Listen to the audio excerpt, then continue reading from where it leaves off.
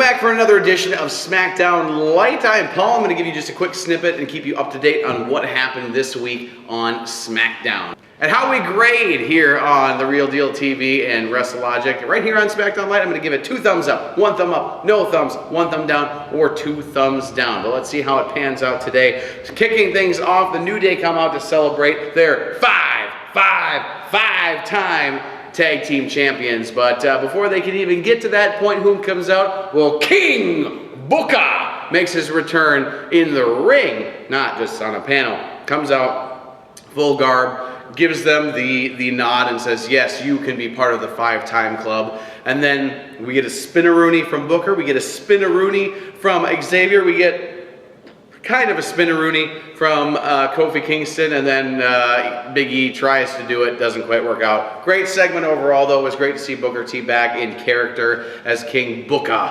back on WWE TV. Great segment. Looking forward to see where this goes. New Day, I have fallen back in love with you. Keep up the good work. And then keeping with the tag team division, out next we had a triple threat tag team. We had Primo and Epico versus The Bar versus The Club. What a match, though. Like, all 3 teams really shine here. Primo and Epico, though, really shocked me at how well they looked in the ring. We don't see them much on TV anymore. I hear they're at a lot of the live shows. But they need some more TV time because they looked fantastic. And The Bar getting the cheap win. I thought for sure that The Club was going to come out on top here, but they got the cheap win, the blind tag in a triple threat rules, and The Bar gets the win. And they're going to face the winners of the triple threat win next week, which we're about to find out. Because then backstage we have Rusev and Aiden pleading their case with Paige to be put back in the tag team cycle. And sure enough, they're going to be in a triple threat next week. It's going to be Aiden and Rusev as Rusev Day versus the Usos versus Sanity. So now I'm torn because I've been preaching for weeks how much I think Sanity needs that push. So who do I want to come out on top? I love the Usos, but they've had their moment in the sun. So I need a Sanity or a Rusev Day win here. I can't pick. Let us know who you would love to see win that match for next week in the comments below. Out next, Jeff Hardy comes out, just rips an amazing promo on Randy Orton, explaining why he's been taken to the limit now and had to give that swanton bomb through the table to Randy Orton last week, that he is done playing games, that he is just ready to take RKO down. RKO comes out with the rebuttal and basically tells Jeff, I don't care, I'm still not done with you and I'm still going to continue to decimate you. To which Jeff responds with saying, you and me at Hell in a Cell, in the cell. That I'm looking forward to. It's going to be a great match. Up next, I was a little confused about this next point. Apparently Naomi is now feuding with the Iconics. So she was beaten last week by Peyton Royce, and now this week gets in the ring with Billie Kay. I was expecting the 50-50 booking. Naomi loses again, so now she's lost to both members of the Iconics. So where does this go from here? I'm just very confused at the booking here and why we're doing it, but we'll have to see what happens.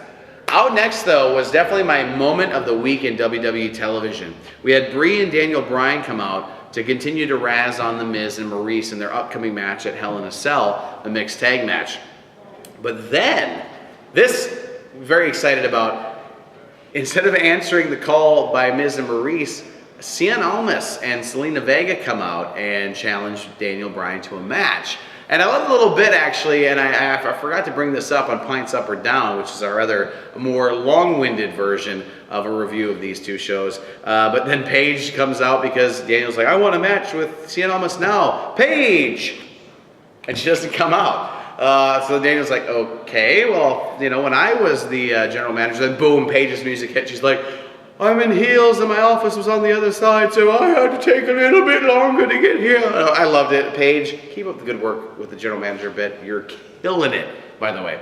So anyway, great stuff. We had a match. The match was insane, by the way. If you have a chance to go back and watch it, because Cien Almas took some bumps in this match where I turned to my wife and I said, how is he still alive? Flipped over the top rope, came down on his neck on the apron, looked terrible, and took a couple other bumps in this match that were just bonkers. But great match. Miz and Maurice end up interfering at the end to continue that feud, and then you have the Miz has him in the yes lock while Maurice makes Brie watch. This, oh, so good. This is storytelling at its best in WWE. So keep this up, guys. Loved this moment. So good to see how this feud is going to progress. Backstage with Charlotte, just telling that, you know, she's focusing on the evening, focusing on taking down Carmella. Can't think about the whole bit with going on with Becky right now, but that, you know, it's in the back of her mind all the time. AJ and Joe out next. Well, AJ, I'm sorry, was out next. And Joe making a phone call to his wife and saying that he's sending Daddy home. This continues, this personal feud. I love this too. AJ runs to the back to try and find Joe, cannot find him anywhere. I'm enjoying to see where this ends up as well. Then we have our main event of the night, which the women's division taking the main event. Love that they're doing this and keeping this more of a thing now, that the women get to be the headliners for Raw and SmackDown. So it's Charlotte versus Carmella. Carmella getting her rematch clause. Gets taken down by Charlotte, but overall, what a fantastic match. Both women holding their own. A couple of false finishes that you swore that Charlotte may be toppled again by Carmella, but no, she comes out on top with the figure 8, which looked crazy brutal this week. I don't know what it was about it, but the way that Charlotte had this on, and maybe it was more Carmella taking it and just looking like she was in agony. Great stuff here, and then Becky comes out from behind it, taking out Charlotte during her celebration at the end, and dropping a bitch on her. I was like, holy crap, that is more ruthless aggression era than it is PG era, but looks at her, says that championship will be mine soon, bitch. And I was like, woo, Becky, you awesome.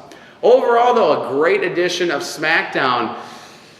I'm flirting with the 2 or 1 thumb up here. That one, I hate to say that Naomi and Iconics thing almost wants to bring it down to 1, but overall a great edition of SmackDown. Nope, I'm giving it the 2 thumbs up today. You know, because we grade here, 2, 1, no, 1 down, 2 down. 2 big thumbs up this week, SmackDown. Keep up the good work. Loved what I saw. Don't forget, you can also check out Raw Lite with Chris the Real Deal Steele to find out what happened on Raw this week. Or for the full review, you can check out Pints Up or Down, where we rip apart both shows in a complete full review. But you've turned into another edition of SmackDown Lite right here on the Real Deal TV on WrestleLogic, keeping people logical about their wrestling. Like, comment below, and make sure you subscribe to the YouTube page. We'll see you next week for another edition of SmackDown Lite.